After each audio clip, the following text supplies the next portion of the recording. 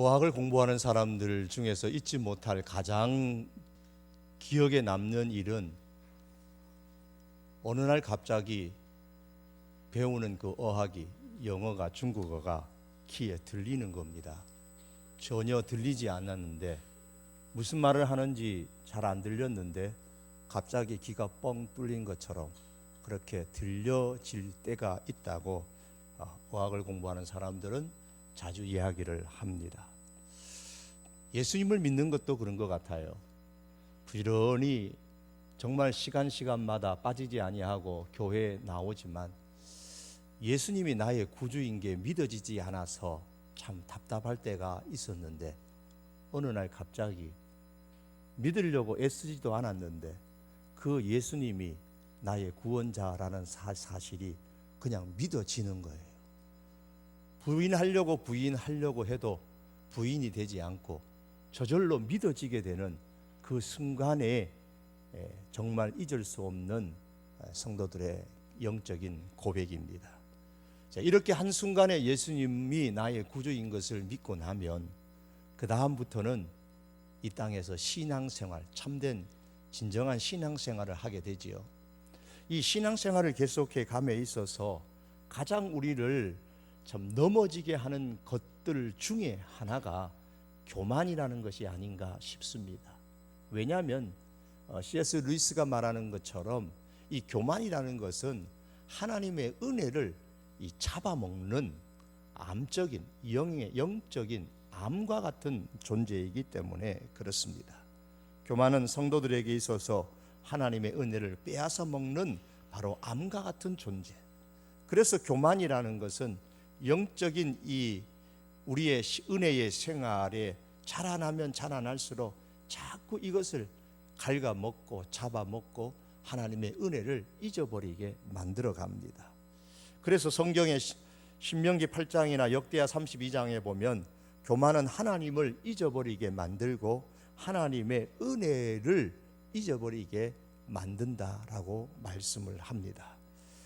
그런데 하나님은 이 교만한 사람을 대적하고 물리치고 낮추신다고 또한 성경은 말씀하고 있습니다.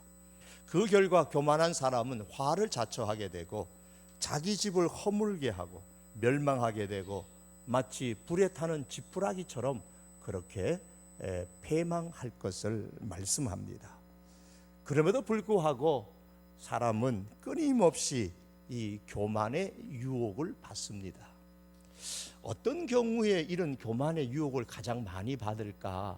성경을 이렇게 찾아보니까 크게 세 가지 경우가 있더라고요. 하나는 재물이 많아지게 되면 사람이 교만하기가 쉽습니다. 에스겔서 28장 5절의 말씀이에요. 재물이 많아지니까 교만해지기가 쉽더라는 거예요.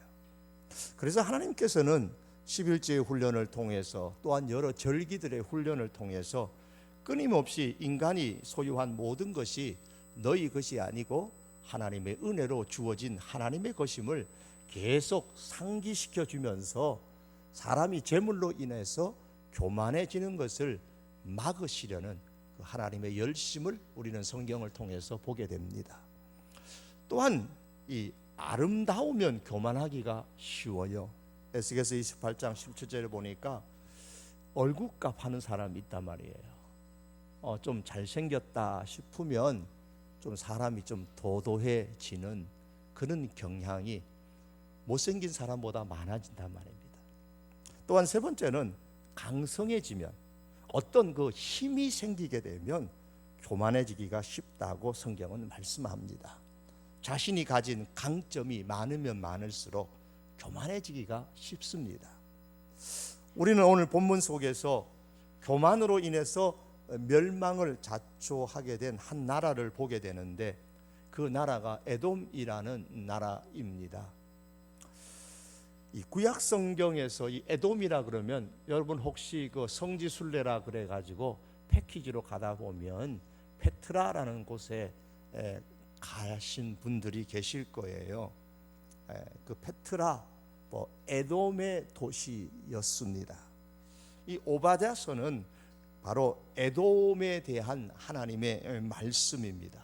이 에돔이라는 나라는 아브라함의 아들 이삭, 그 이삭의 아들 중에 야곱과 에서가 있었는데 그 에서의 후손이 바로 에돔이라는 나라 백성들입니다.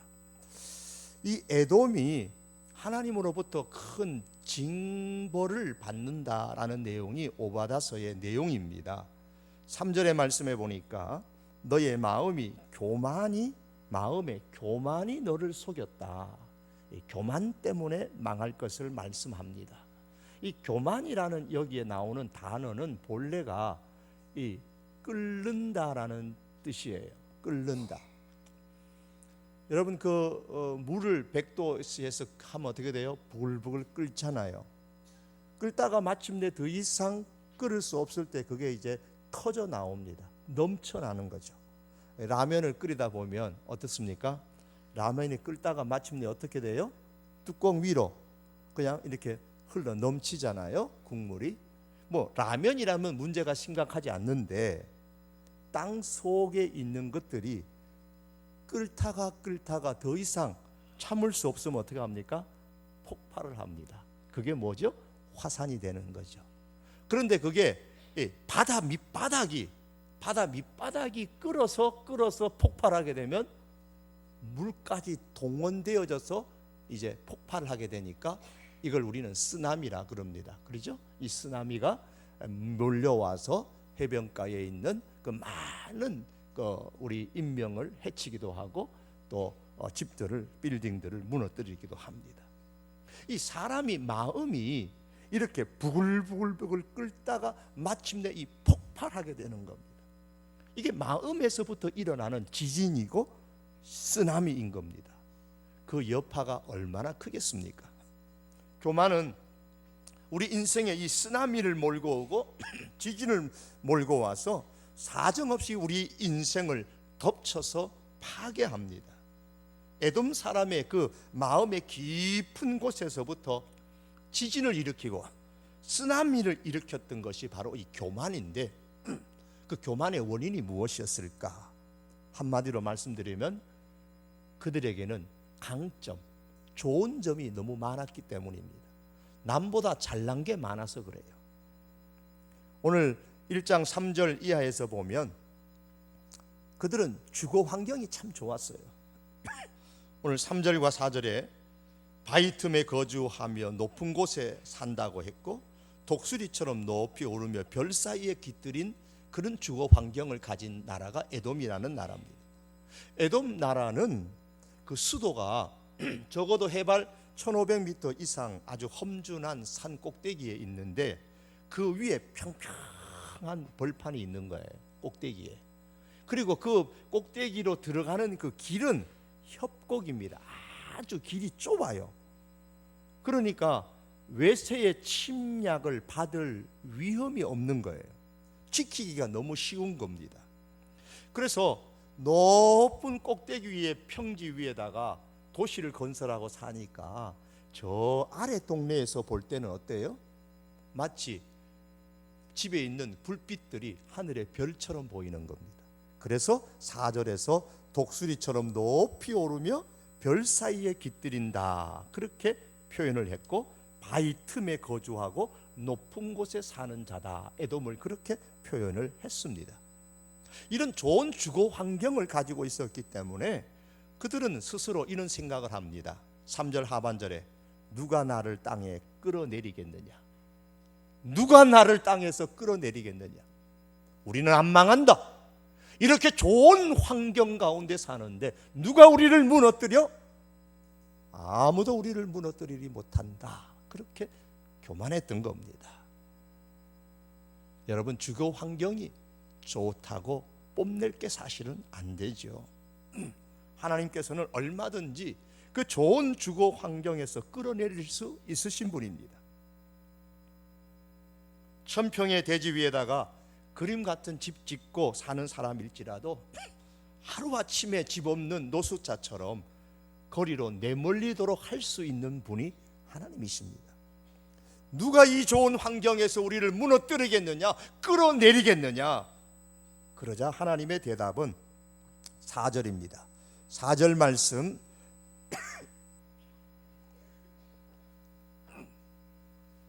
내가 거기에서 너를 끌어내리리라. 하나님의 대답입니다. 반응이에요. 내가 너희를 끌어내리리라. 그렇게 말씀하십니다. 에돔은 주거 환경이 좋음으로 교만했습니다. 더 나아가서 에돔은 물질적으로도 아주 풍요로웠습니다. 바위 틈 높은 곳에 살았지만 그 높은 지대에는 비옥한 초장이 있었고 그 높은 곳인데도 넉넉한 물이 있었습니다.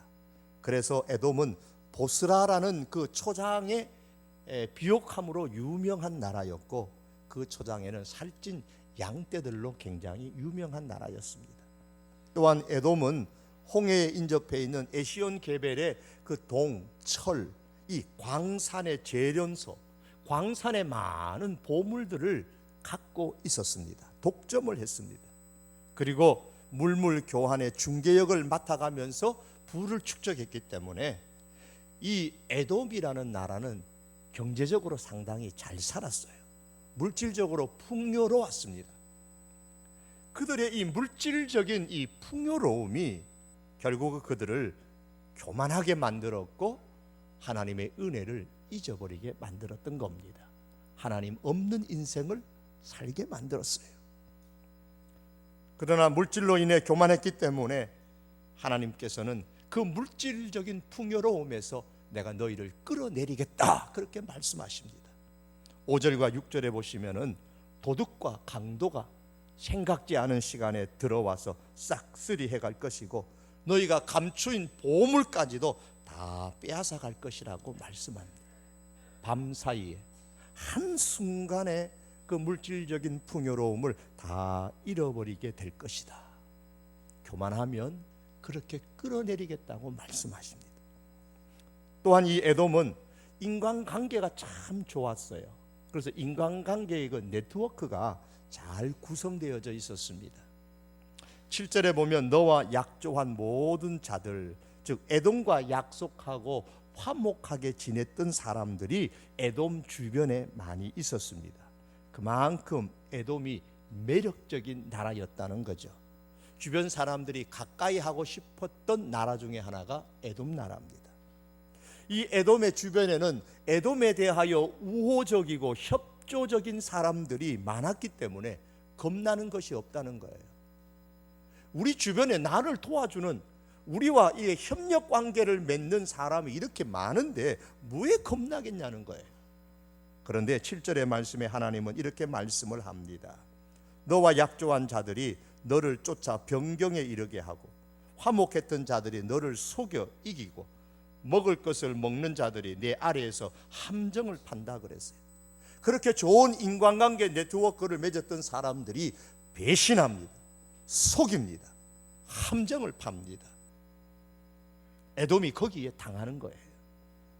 하나님께서 좋은 인간관계 네트워크를 맺고 누가 우리를 해치겠느냐고 그렇게 주장했던, 교만했던 에돔을 끌어내리시겠다라는 말씀이에요.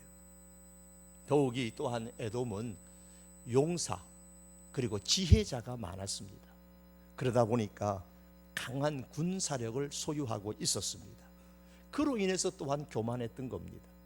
에돔의 세 가지 풍부했던 것 중 세 가지가 용감한 군인, 광산에 많은 동과 철과 같은 보물들, 그리고 지혜로운 사람, 풍부했습니다. 하지만 교만은 그 지혜도 용사도 다 잡아먹습니다. 하나님께서 에돔의 지혜와 용사에 대하여서 8절과 9절에서 말씀하면서 용사도 지혜자도 결국에는 교만하게 되면은 다 하나님께서 그들을 끌어내리시겠다고 말씀을 하셨습니다. 이처럼 에돔은 좋은 주거 환경이요, 물질적으로 풍요해요, 좋은 인간관계의 네트워크를 형성하고 있었고 지혜가 풍성하고 용사들이 많아서 막강한 군사력을 가졌습니다. 그러다 보니까 교만이 하늘 높은 줄 모르고 올라가서 이 정도면 세상에 무엇이 부럽겠느냐는 거죠. 이 정도면 누가 우리를 감히 대적하겠느냐는 겁니다. 누가 우리를 이 땅에 끌어내리겠느냐. 그렇게 교만한 에돔을 향하여 하나님은 말씀하기를 내가 거기서 너를 끌어내리겠다고 말씀합니다. 사랑하는 성도 여러분, 좋은 주거 환경을 갖고 물질적인 풍요를 누리고 혹은 좋은 인간관계를 맺으면서 실력과 지혜를 가지고 살아가는 것 얼마나 좋습니까? 결코 그게 나쁜 게 아니지요. 그러나 이런 것들 때문에 남들이 적게 가진 것을 내가 더 많이 가지고 내가 더 많은 강점을 가짐으로 인해서 이것들로 인해서 충분히 교만할 수 있는 가능성을 가진 존재가 바로 우리 자신이라는 사실을 우리가 잊어서는 아니 될 것입니다. 하나님께서 이것들을 주셨음에도 불구하고 이것이 나의 잘남으로 인해서 주어진 것이라고 생각하면 하나님은 언제든지 끌어내릴 수가 있으십니다. 그러므로 여러분, 강점이 많으시면 많을수록, 가졌으면 더 많이 가질수록 하나님 앞에서 하나님의 은총을 기억하면서 겸손할 줄 아는, 더욱더 남보다 많은 겸손의 노력을 기울일 줄 아는 우리들이 될 수 있기를 원합니다. 성경은 말씀합니다. 하나님과 동등됨을 취하지 아니하시고 하나님과 같은 본체이시지만 하나님과 동등됨을 취하지 아니하시고 자기를 낮추어서 이 땅에 오시고 인간의 몸을 입으시고 십자가에까지 복종하신 분이 예수님이라고 하셨습니다. 우리 예수님 오시는 그날을 우리가 묵상하면서 주님처럼 내 자신을 낮출 수 있는 그런 겸손의 사람이 되어야 될 것입니다. 사람이 교만하게 되면 하나님께 대하여서 은혜를 잊어버리고 하나님을 잊어버리지만 사람에 대해서도 사람을 학대하고 사람을 조롱하고 무시하고, 그래서 교만한 사람이 있는 곳에는 늘 이 다툼이 끊이지 않습니다. 에돔은 그 교만함으로 인해서 자기 형제 나라인 이 이스라엘을 아주 포악하게 그렇게 대했습니다. 10절의 말씀에 보니까 내가 내 형제 야곱에게 행한 포악으로 말미암아 그렇게 말씀하죠. 비록 하나님께서 이삭의 두 아들 에서와 야곱 중에서 야곱을 축복하셨지만은 에서에 대한 하나님의 사랑도 굉장히 애틋하셨어요. 하나님께서 에서에게 세일 땅을 주어서 살 기반을 마련해 주셨습니다. 후일에 에서의 후손인 그 에돔 사람들이 그의 형제 나라인 이스라엘이 애굽에서 이제 종살이를 마치고 광야로 나왔을 때에 이스라엘 백성들에게 아주 심술궂게 행동을 했어요. 애굽에서 나온 이스라엘 사람들이 에돔 땅을 지나가야만 지름길로 가나안 땅에 갈 수가 있었습니다.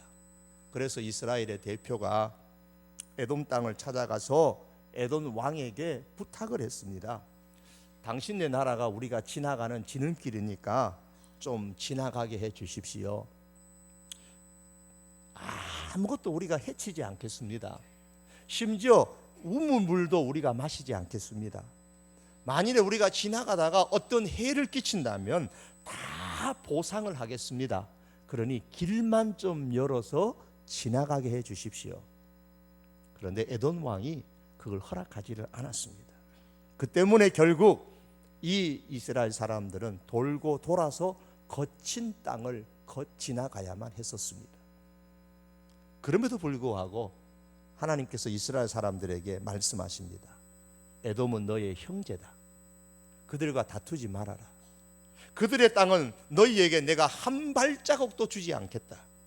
내가 세일 땅은 에서에게 기업으로 준 것이니까 이스라엘 사람들아, 너희는 그 에돔 땅을 넘보지 말아라. 그렇게 하나님께서 이스라엘 백성들에게 말씀하셨어요. 또한 신명기 23장 7절의 말씀 보면 또 이스라엘에게 말씀합니다. 이스라엘 사람들아, 에돔 사람을 미워하지 말아라. 그는 너의 형제니라. 하나님은 이렇게 에돔에게도 깊은 관심과 사랑을 갖고 계셨습니다. 그럼에도 불구하고 에돔은 형제 나라인 유다에게 아주 교만해서 가진 그들의 장점으로 인해 교만함으로 인하여서 아주 포악한 행동을 저질렀습니다. 그들은 마치 불구경하는 것과 같은 방관자로 지냈습니다.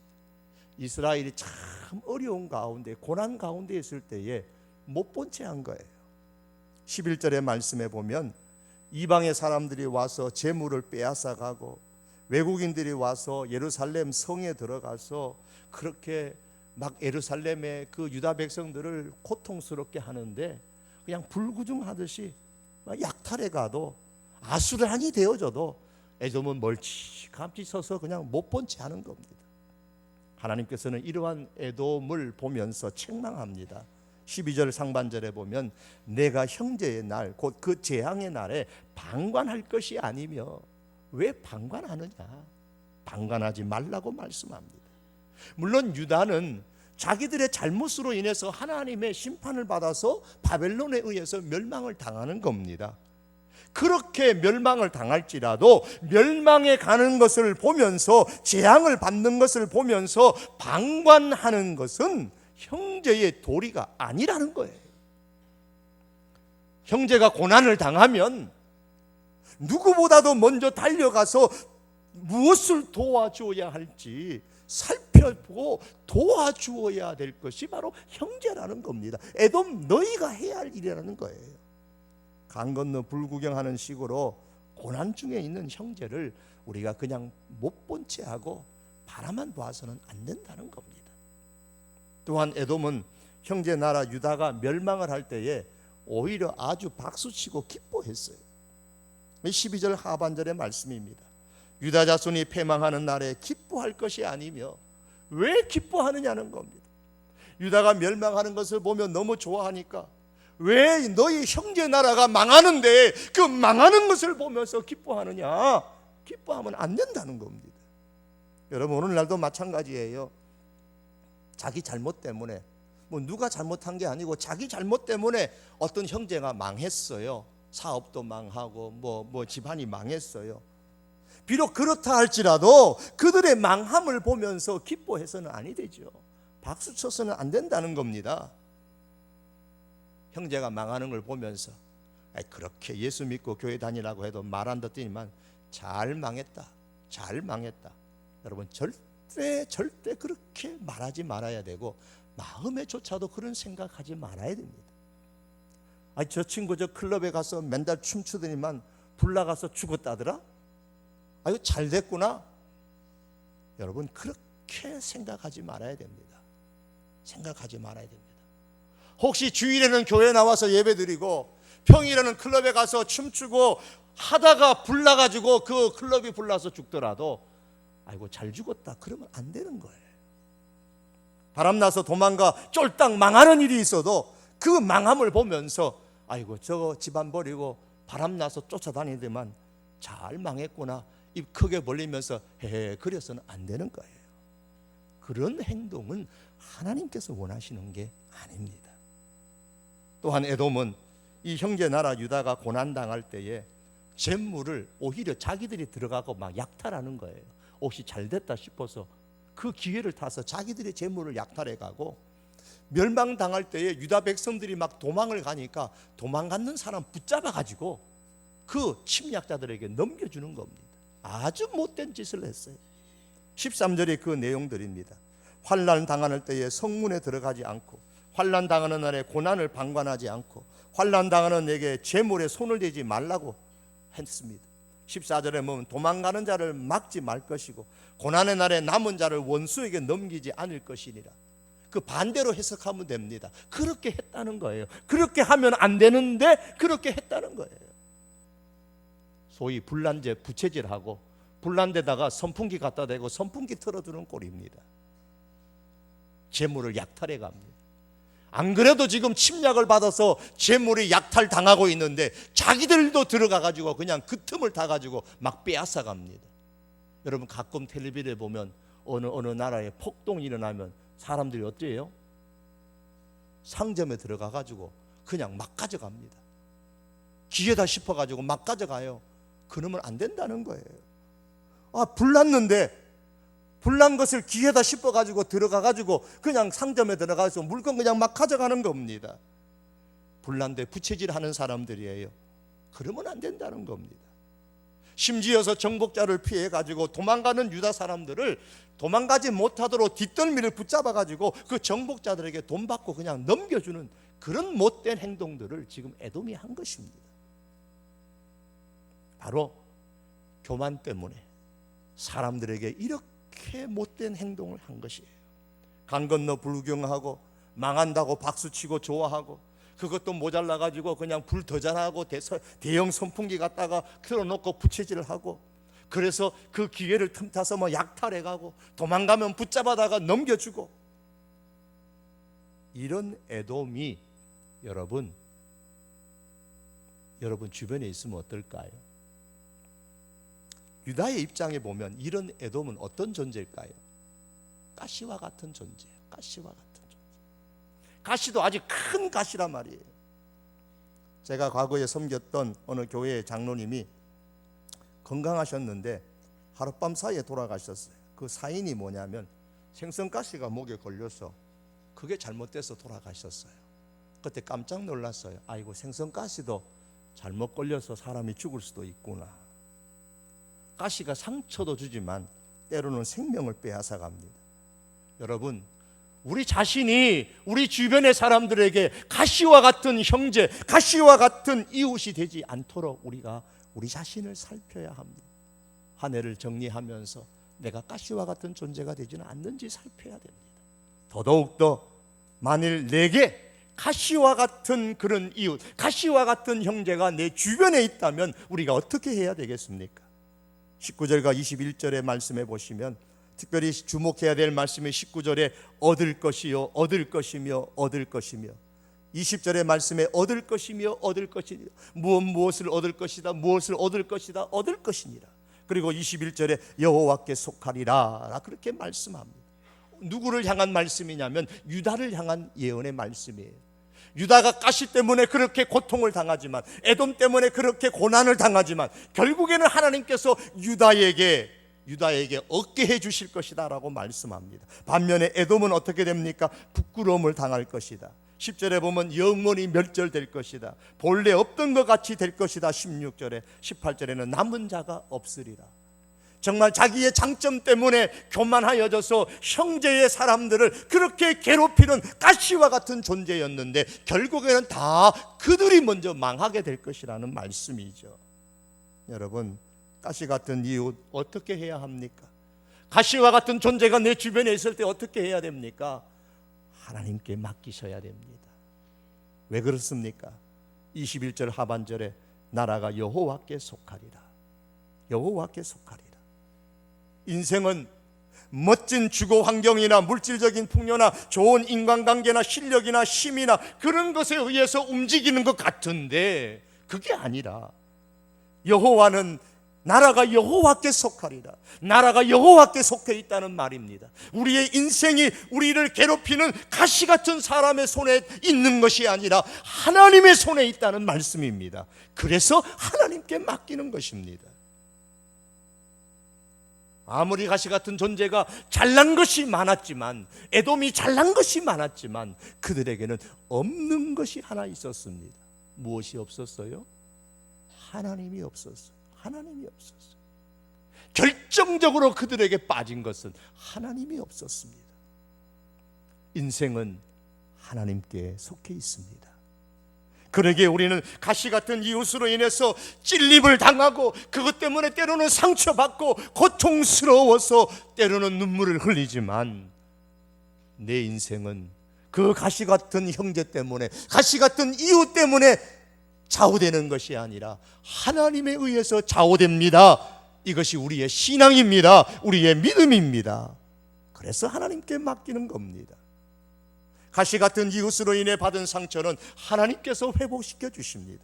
이것이 얻을 것이며 얻을 것이며 얻을 것이요 얻을 것이라는 말씀이에요. 가시 같은 이웃이 얻는 게 아닙니다. 가시 같은 이웃이 이기는 것도 아닙니다. 가시 같은 이웃으로 인해 상처받을지라도 그 문제를 하나님께 올려드리는 사람이 얻을 것입니다.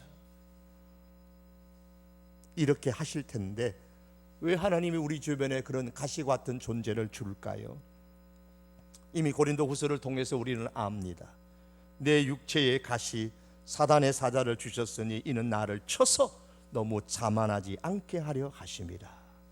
사랑하는 성도 여러분, 가시 같은 사람으로 인해 너무너무 힘들 때, 그때가 우리의 믿음이 1차원에서 2차원으로 2차원에서 3차원으로 이렇게 나아갈 수 있는 기회인 줄로 삼으시기를 바랍니다. 바울의 고백대로 하면 내가 약한 그때에 곧 강함이라 그랬습니다. 가시 같은 이웃으로 인해서 내가 찔릴 때에 그때가 바로 내가 강해질 수 있는 기회입니다.